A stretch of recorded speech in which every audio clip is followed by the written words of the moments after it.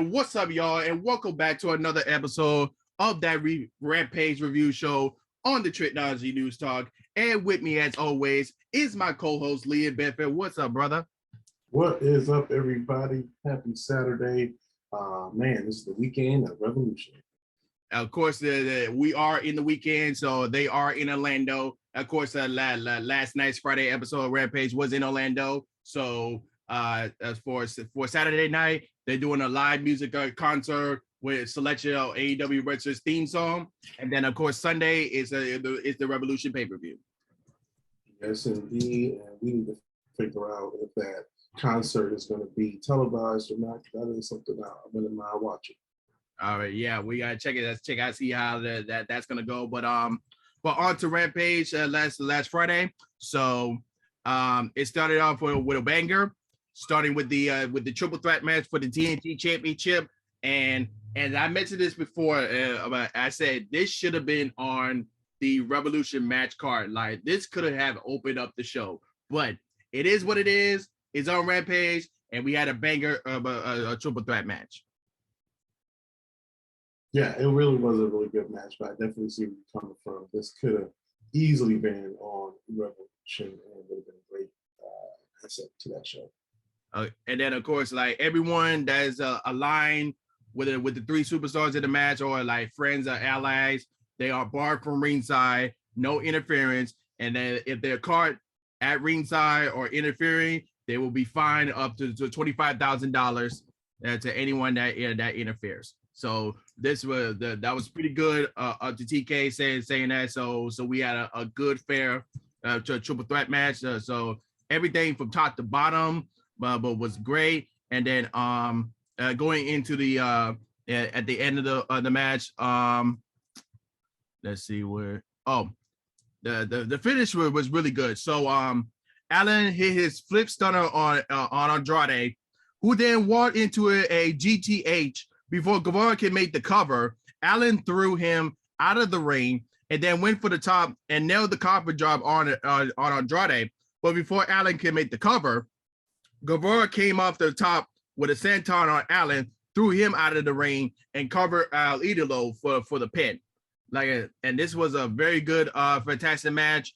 Sammy Guevara tried to shake hands with Darby Allin, but Darby Allin was having none of it and left the ring. But I know that it's kind of frustrations, but even Darby Allin said, like, no matter what, they're going to be partners on Sunday, but tonight it was for the TNT Championship. So I'm pretty sure they're going to brush it off going into Sunday. Like you said, it was just competition last Friday, but Sunday they're going to be teammates. Yeah, and it's kind of starting, I like Darby Allin and Sammy going at it.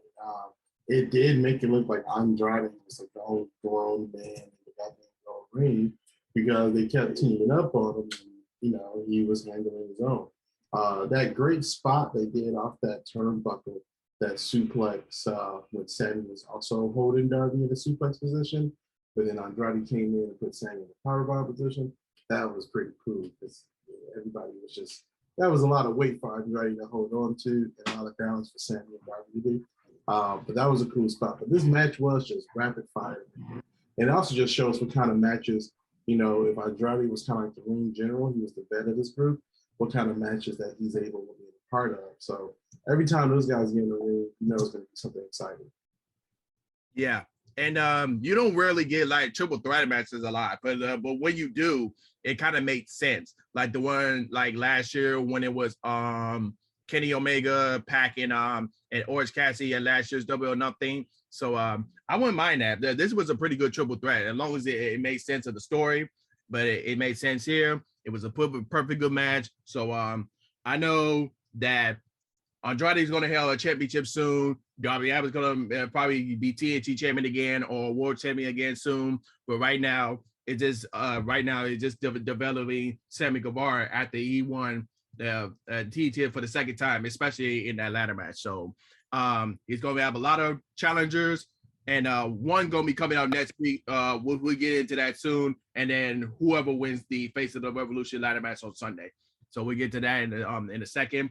But after the match, we cut into a promo Death Triangle was in the ring. As I love Alice's wardrobe. It kind of remind me of Resident Evil 4. Yeah, you think so? Yeah, definitely. He's this druid now, like this dark druid character, um, which is pretty cool. I like this whole transformation that they're doing with this whole group here. So that was pretty cool. Good promo. Little shocker at the end there, right? Oh yeah, we'll get to that. So Alice challenged the House of Black to a trios match, and with Alice as the third partner, the House of Black itself with a promo on the video wall. As the lights went out, they came up behind. The House of Black was in the ring, but Alice clarified with them that the third man wasn't him. And before you know it, it was Eric Redbeard. Now, this is actually Eric's first AEW debut. Now, I know what you're saying, but he was there when they had the Mr. Brody Lee tribute show. True, but it was just a one-off appearance, special prize appearance. This is his actual AEW debut. This solidifies that he's All Elite right now. So Eric Redbeard is with Death Triangle. So he went into to even the odds in the ring. Follow up, he was ganged up by a couple of security guys, but try to separate everyone from fighting. But Redbeard took them all out.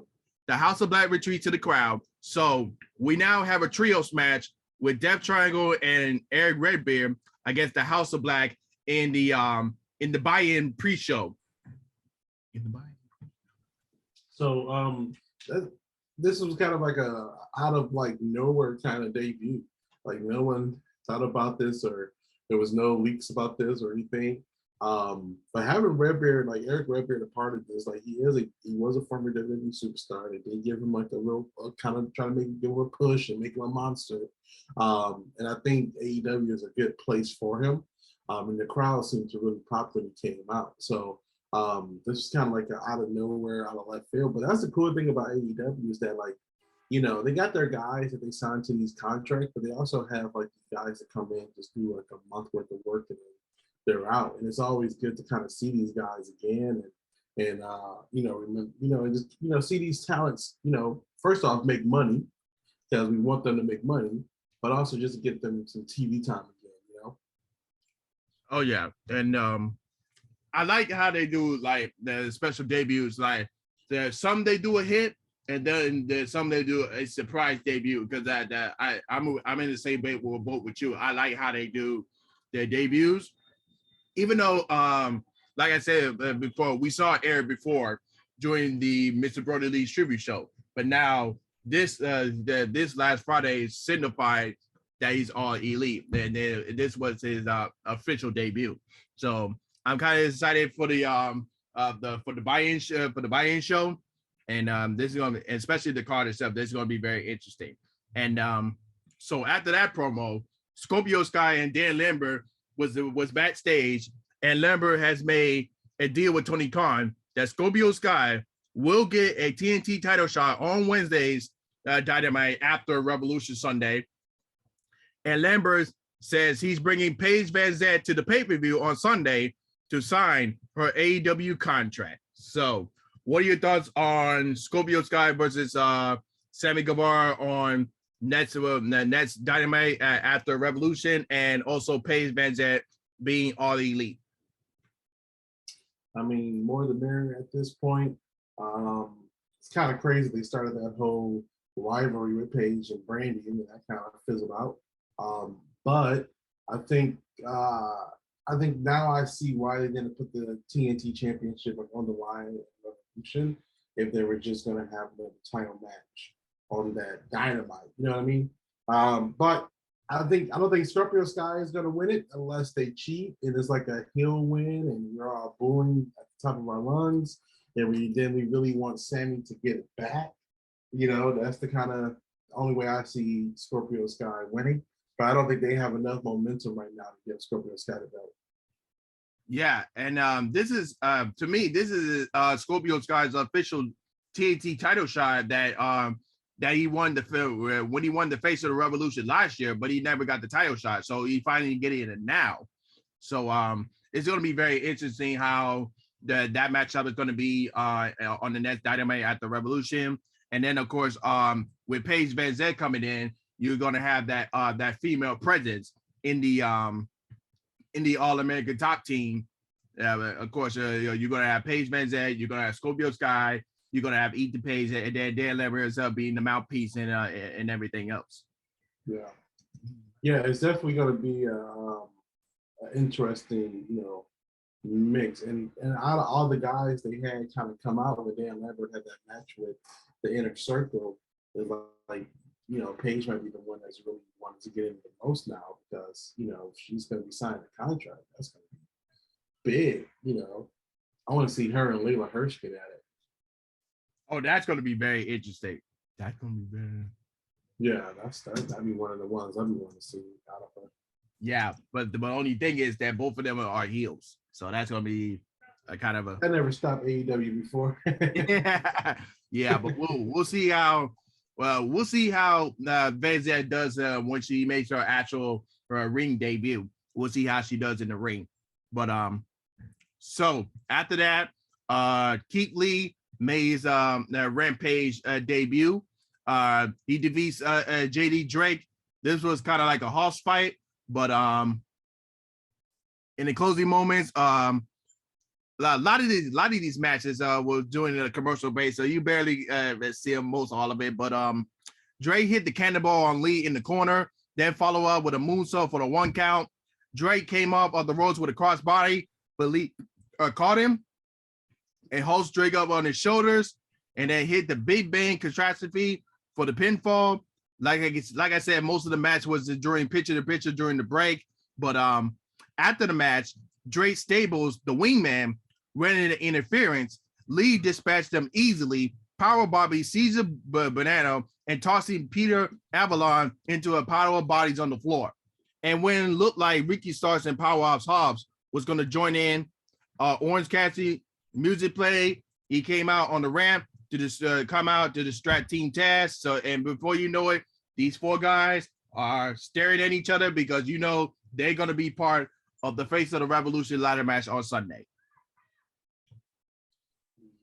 Yeah. I think, man, that crossbody and him catching him in that crossbody was wild. I mean, because that dude, JD Drake, is not a small man at all. And I was kind of worried that Keith was going to drop him, but he held his own, he picked him up over his head. Just, man, the dude is limitless when it comes to what he can do. So I think that was like probably the best moment of Rampage for me. Yeah, and not to go up top of here, but I gotta say my piece, man. But like, how the hell can WWE mess up Keith Lee like that? Like, you had the potential of having a world champion there, but instead you had to change the gimmick that does not have to be changed, and you gave him the Bearcat freaking gimmick. Same thing with Carrier Cross, make it look like freaking Super Shredder, and then you want to blame them because the gimmick didn't work with the fans. Like, you could have just let them go how they wanted to and let them go. But no, you had to change everything. But look how AEW does. They let them go as they want to, and they over with the fans, and everyone loved them. So that's right. I said my piece on that. I said my piece. Gotcha. No, I definitely understand. I'm in that same boat with you. Like, how do you mess up Keith Lee? Because, I mean, the guy, he just gets over everywhere he goes. I'm starting to see a lot of people complain about, like, they don't like the way he does promos here, that he sounds like a nerd or whatever the heck, and like now Starks is making fun of him. I like that Keith Lee is like portraying himself as this heroic type of character in this heroic kind of Superman limitless type of gimmick. I think I dig it. I think it's good to see a person of color kind of do that kind of role as well. But I'm excited to see what AEW does with Keith Lee. It looks like they're going to be able to kind of really use him the way I think that he should be. Yeah, so I can't wait for the Face of the Revolution ladder match. Yeah, we had one more qualifying match that was in the main event, but we'll get to that in a second. But we had a CM Punk promo that was taped after Wednesday's attack. So Punk's white shirt was caked in blood from that angle on Wednesday. I mean, my God, blood all over his face and everything. Like, this was an intense promo. Punk applauded MJF. MJF can call Punk PG Punk all he wants to pretend Punk isn't the same guy that he was before. But on Sunday, Punk is going to go walk MJF like a dog. Punk will beat MJF until his own mother doesn't recognize him and leave parts of him all over Orlando, Florida.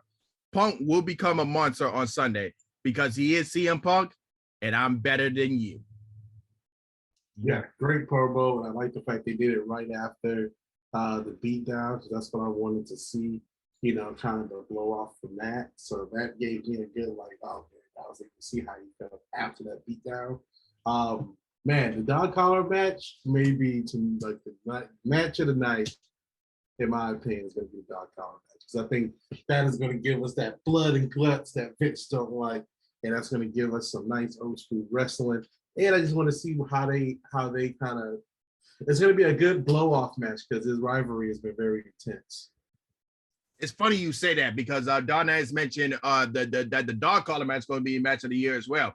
But I mentioned that John Moxley and Bryan Danielson could be the match of the night. But every match on the card has a potential to be a match of the night. It's just a matter of, it really does. Yeah, it's just a matter of how everyone performs each match and how everything, how much the match goes for. So true, because you know the dog collar match, you know, can get ruined because this is why I think it might be the match of the night, because also we might have Wardlow turn on MJF. You know what I mean? Yeah. It might be that moment where that happens, but not to say that Moxley and Bryan won't be like a technical slug. I mean, they got two different styles of wrestling, but they're both very violent and aggressive. You know, so I think Revolutions is going to be a heck of a card.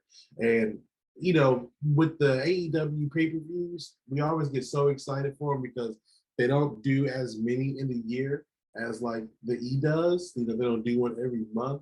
So the fact they do them kind of sparingly, they do like 4 or 5 a year, it makes you feel like, oh man, they really about to, you know, put in some work, and they always their best at their pay-per-views. Oh yeah, so this is gonna be I can't wait for that. I expect it to be as brutal as Cody Rhodes and the late Mr. Brody Lee's dark collar match. So it could be better, and we'll see. But after that promo, Tony Giovanni interviewed Jay Cargill, Jay Berg, and Mark Sterling. Sterling bragged about putting in the contract that Cargill could not be touched within 48 hours before the match. And since Friday is less than 40 hours from Sunday, Ty Conti jumped into the screen with a pump kick after Energies provided distraction. Conti told Cargill, she has less than 48 hours to be champion, bitch. This was also a really good segment. Jade ain't losing the belt because Jade is that, you know, that B, and you know, it's her show, man. So I don't think Jade is gonna lose. But I think Ty is doing a really good job. And I think it's funny when Jade said, I ain't worried about that karate shit.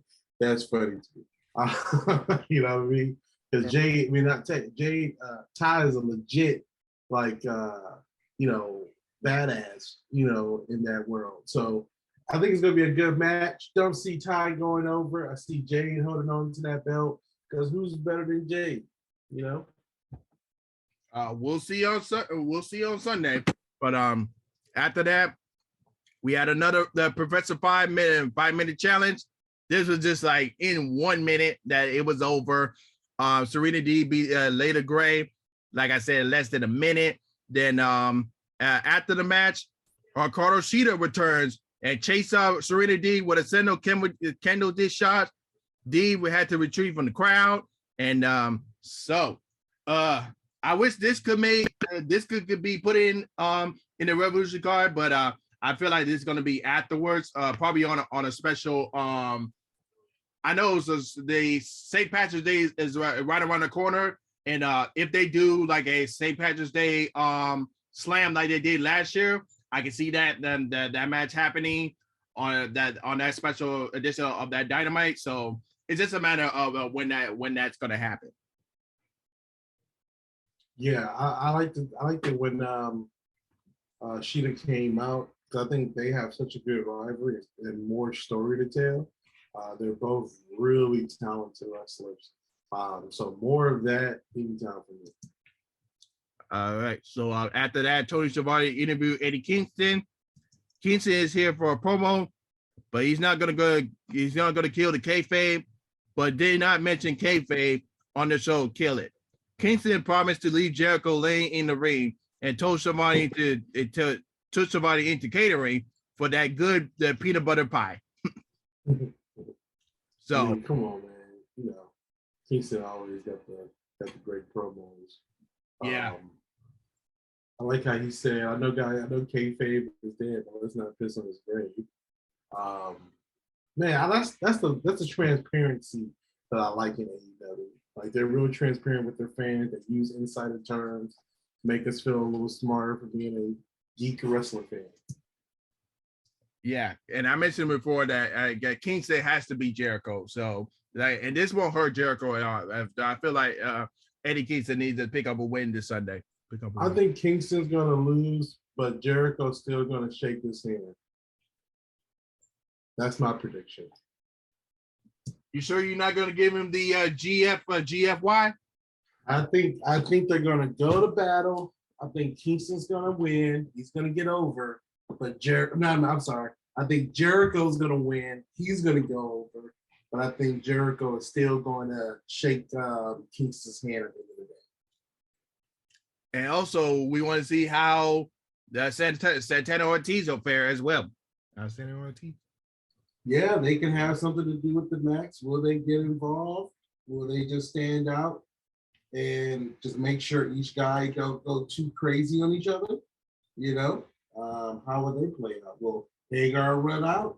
You know, will Sammy come out? Will this be an in the circle thing? But I think no matter what happens, I still think Jericho's going to go over. He's still going to shake Kingston's hand so he can get the respect from the crowd and everything like that. Yeah, so main event promo. Ethan Page sounded a little bit bitter that he and Christian Cage debuted last year's Revolution, but only Cage was promoted as a Hall of Fame talent. Cage promised if Scorpio Sky, if he wins the TNT Championship on the upcoming Dynamite, that he will be waiting in the wings to make Sky a transitional champion. And now it's time for the main event. So we have the final Face of the Revolution ladder match, qualifying match. So Christian Cage advanced, defeating Ethan Page. So in the final moments, Cage went for a spear, but Page charged in with his own flying shoulder block for the two. Page went into the Eagle's Edge, but Cage escapes and hits the spear for a two. Cage went for the kill switch, but Page countered and sent Cage into the post shoulder first. Page got Cage up for the Eagle's Edge, but Cage slipped out and caught Page with the kill switch to get the pinfall. And then and Christian Cage advanced as the final one. So there's your Face of the Revolution ladder match. You have Christian Cage, Orange Cassidy, Ricky Starks, Powerhouse Hobbs, Wardlow, and Keith Lee. Does your prediction change, or are you sticking with on your prediction? I think, I think I'm going to stick with it. I think which time is going to win. I think Wardlow is the favorite to win. Keith Lee won't look bad if he doesn't win this one because there's so many people in it. Will there be a Joker in this one? Are we looking forward to like an extra debut in this match? No. No? Okay. No. That changes things, you know. So if it's just those guys, then definitely I think it may just be I think Wardlow's gonna go over. What if something happens and MJF causes Wardlow the face of the Revolution match, and that's what makes Wardlow go crazy. I don't know, because Sean Spears always be with Wardlow, so it all depends on what happens. But like I said, just like I'm on the same boat with you, I say Wardlow's gonna win, but we'll see what happens on Sunday. And after the match, Jungle Boy and Luchasaurus came out to celebrate Christian's victory, and before you know it, the Young Bucks and Red Dragon soon follow out to talk the champions from the floor. O'Reilly and Matt each managed to snap the title belts. Then Red Dragon and the Young Bucks begin to argue about who's going to win Sunday. This allowed Luchasaurus to grab the belts back and Jungle Boy to nail all four guys on the floor with a dive to have that nice little angle to end the show. Definitely. I was looking forward for more from Ethan Page. I don't know what it is about Ethan Page. I feel like he should be a star. He looks like a star. I feel like he has everything, but for some reason, when he gets in the ring, everything becomes very forgettable. Not sure why. I mean, him and Scorpio Sky has potential to be a top contender for the tag team titles. Yeah, but we don't want them to be just a exclusive tag team. You want them to be single competitors as well. I mean, True. But I think Ethan Page might be one of those guys to just do better in a team. He looks like I've seen him with Scorpio Sky. Even though I know Scorpio Sky is super talented, he just looks like the star out of the two. But then when I see Ethan Page kind of by himself, just not, for some reason, it's not clicking yet. Yeah, but we'll see what's gonna happen, and we're very excited for Revolution coming up. Hopefully we get to do a post show on Revolution, and we'll let you know if we're gonna be recording. Hopefully we record the review. It's either gonna be either late Sunday night or probably like Monday afternoon, but we'll see. Hopefully we get to record and have our post review show on that. But we're very excited. I know Lee's excited. He's got his house party coming up for Revolution, and I'm gonna be somewhere watching as well. So this is gonna be very exciting. Yes, indeed. I'm looking forward to Revolution, and looking forward to reviewing the show with you later on, Trico. Oh yeah, so this is gonna be very interesting. So this is definitely gonna change how AEW lives on in the future. We mentioned before on our Dynamite episode with the addition of the Ring of Honor, and we'll see how everything's gonna flow after Revolution, and then going into their next pay-per-view, Double or Nothing, which is in May, and we'll see how everything goes from there. Think we're going to see some Ring of Honor guys this weekend at Revolution pop up? We'll see if there's going to be any debuts. We'll see what happens. We'll see what happens. But yeah, man, I'm looking forward to Revolution. So hope you guys have a great weekend. And we're going to knock out that review. I'll let you guys know what we think of Revolution. All right. And other than that, anything else you want to wrap up? Want to add before we wrap up? Adam Cole, new AEW champion. No, man, we're still working on our movie Empathy. You guys can always head over to Facebook and just type in Empathy, and that page should pop up. Please follow it if you get a chance to. We're going to be doing some more videos and putting out more content for this movie that we're going to be shooting soon. All right. So other than that, he's Leland and I'm Trico, and we're signing off. Peace.